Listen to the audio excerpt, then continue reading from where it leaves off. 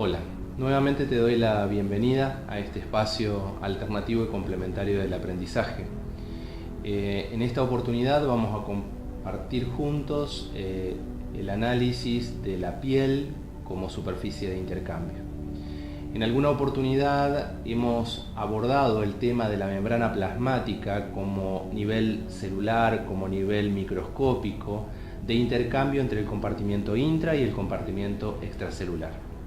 En esta oportunidad vamos a hacer nuestro análisis más a nivel macroscópico, más a nivel orgánico y analizar a la piel como órgano de intercambio con el medio ambiente que nos rodea. La piel es el órgano de mayor superficie de nuestro organismo. Cubre toda nuestra superficie corporal y es un órgano de sensorialidad y de protección. Está compuesto básicamente por tres capas. De afuera hacia adentro son a saber epidermis, dermis e hipodermis. La epidermis es la capa más externa de nuestra piel y es la que toma contacto con el medio ambiente. Está conformada por un epitelio plano, estratificado, queratinizado.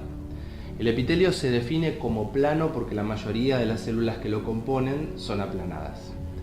El epitelio se define como estratificado porque las células que los componen se disponen en diferentes estratos que luego estudiaremos. El epitelio se define como queratinizado porque las células que los constituyen están orientadas en su crecimiento y desarrollo hacia la síntesis y secreción de una proteína insoluble conocida bajo el nombre de queratina. El espesor de la epidermis es variable tanto intraindividualmente como interindividualmente. Intraindividualmente significa que el espesor de la epidermis varía dependiendo del sector de la piel que cada individuo posea. Por ejemplo, el espesor de la epidermis en la palma de las manos y en la planta de los pies, que son zonas que están expuestas a mucha fricción, es mayor que en otros sectores de nuestra misma piel. Por otro lado, cuando analizamos las diferencias interindividuales, estas pueden llegar a ser mucho mayores dependiendo de las características ocupacionales de cada persona. El otro de los aspectos es la dermis. La dermis es la capa media de la piel. Está conformado por un tejido conectivo denso con vasos sanguíneos, linfáticos y nervios. Posee además anexos como los folículos pilosos y las glándulas sudoríparas y sebáceas. Estos cumplen la función de concentrar y amortiguar específicamente el tema de la temperatura, como así también las agresiones físicas. La dermis es un tejido altamente resistente a las agresiones físicas. Finalmente tenemos la hipodermis. La hipodermis es la capa más interna de nuestra piel.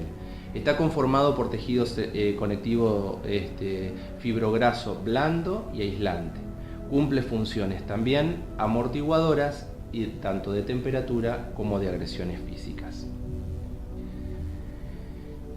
Dentro de estas tres capas vamos a concentrar nuestra atención esencialmente en torno a lo que tiene que ver con la epidermis.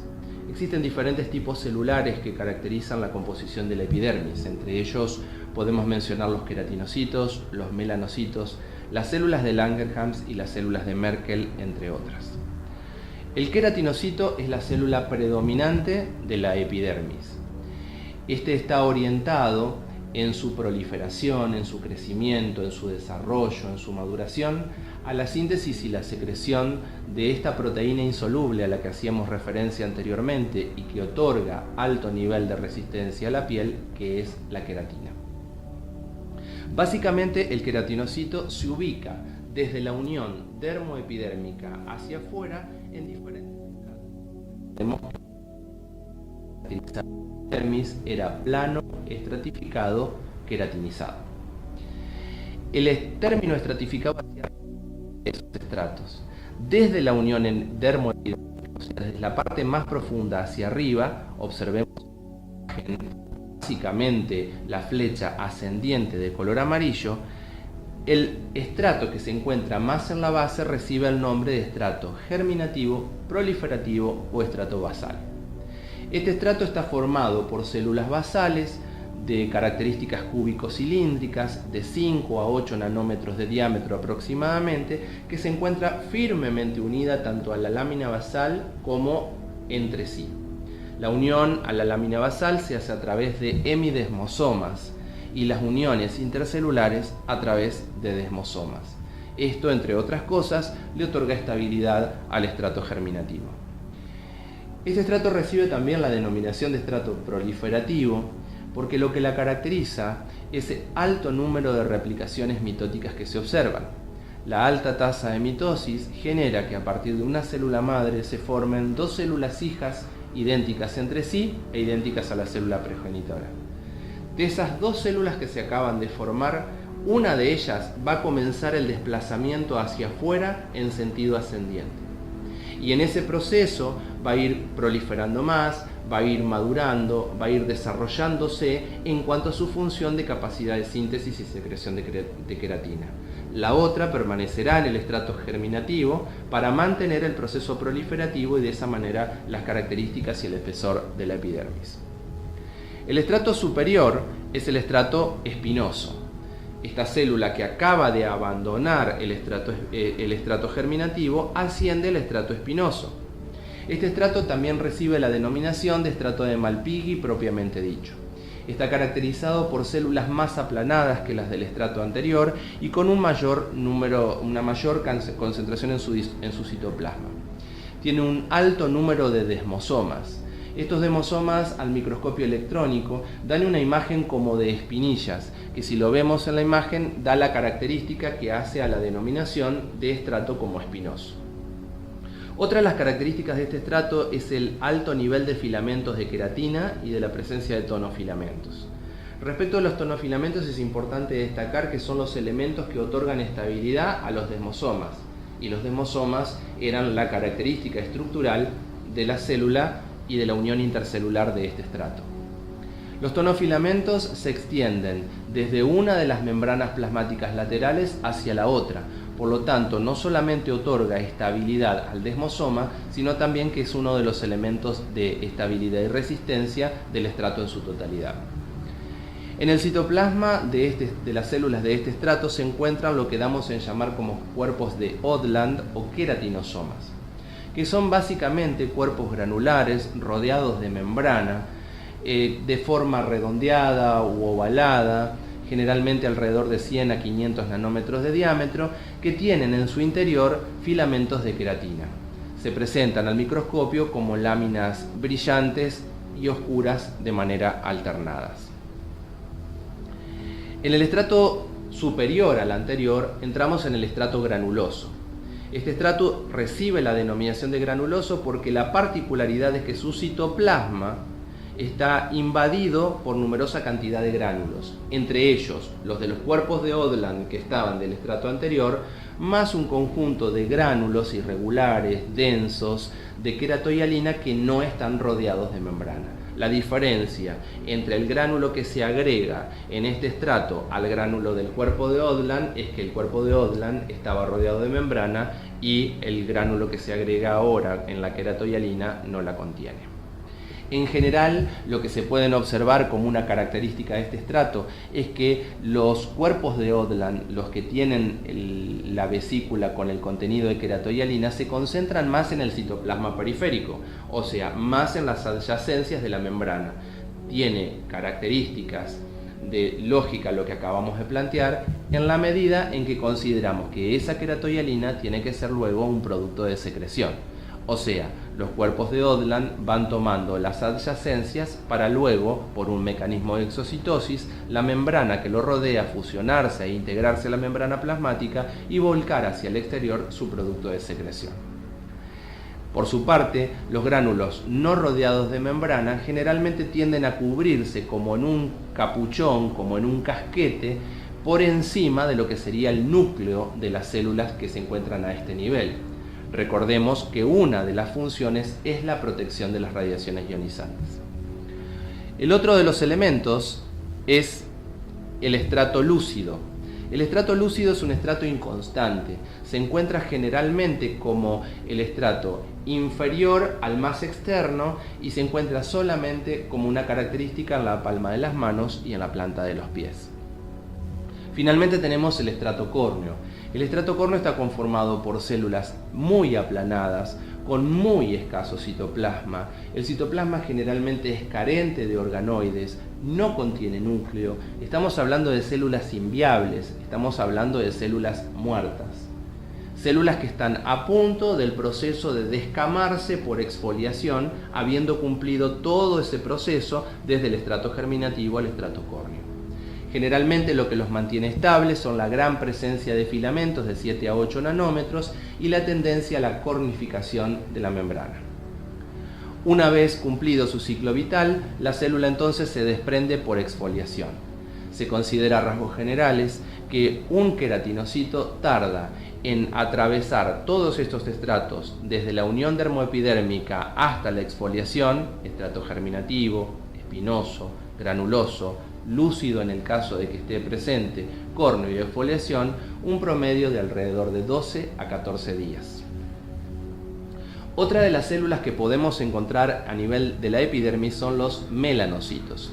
Los melanocitos son las células de la pigmentación cutánea. Son células con múltiples proyecciones citoplasmáticas, pseudopódicas, aguzadas.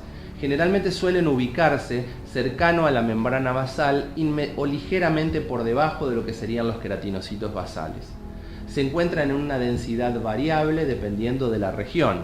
Por ejemplo, se encuentran altamente concentrados en la frente y en las bolsas escrotales en el varón y mucho menos concentrados en lo que serían los muslos y lo que sería el antebrazo. Su función primordial es la de producir y distribuir la melanina, que es el pigmento que caracteriza a nuestra piel y a lo que serían nuestros anexos. La melanina es un protector de la piel, también de lo que serían las radiaciones ionizantes.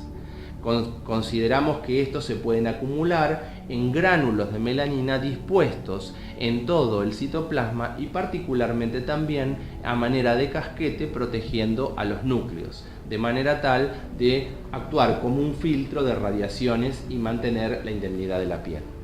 Existen diferentes tipos de melanina, dentro de las cuales podemos mencionar a la eumelanina y a la feomelanina.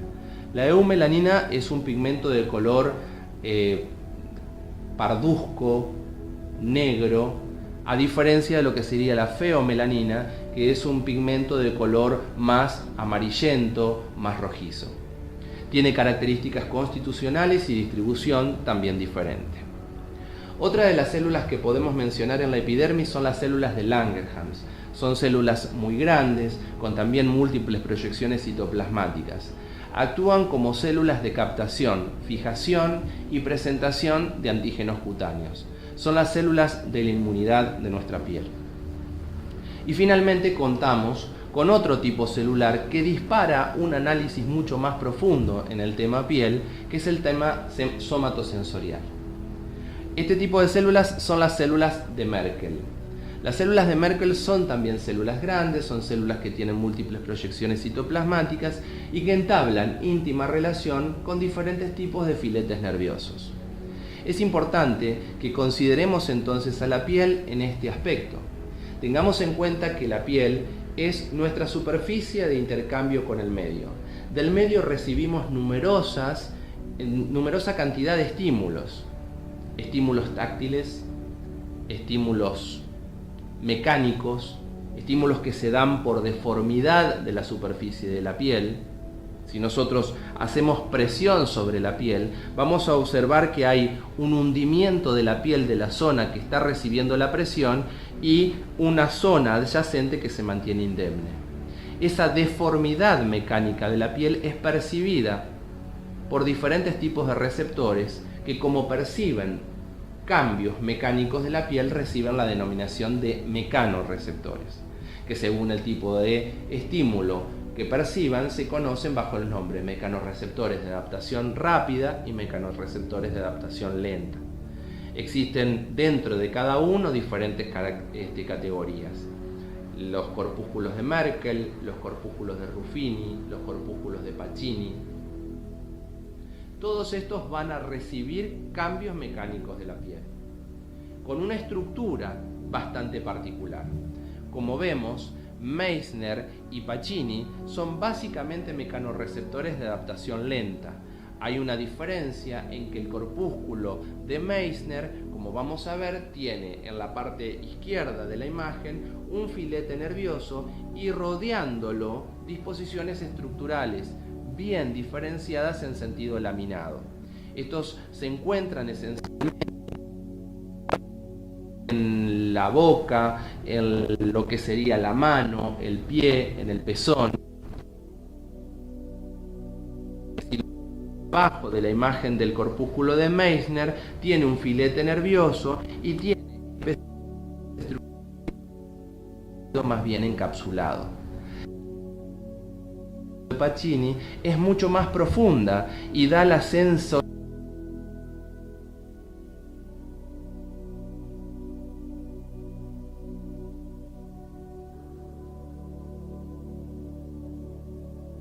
más profundas y estos envían la información al sistema nervioso central.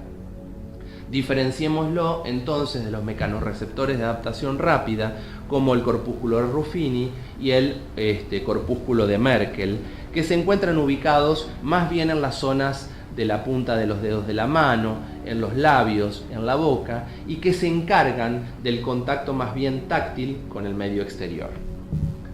Debiéramos diferenciar esta percepción mecánica de lo que tendría que ver también con el estímulo rugoso o suave de la piel, del estímulo doloroso de la piel.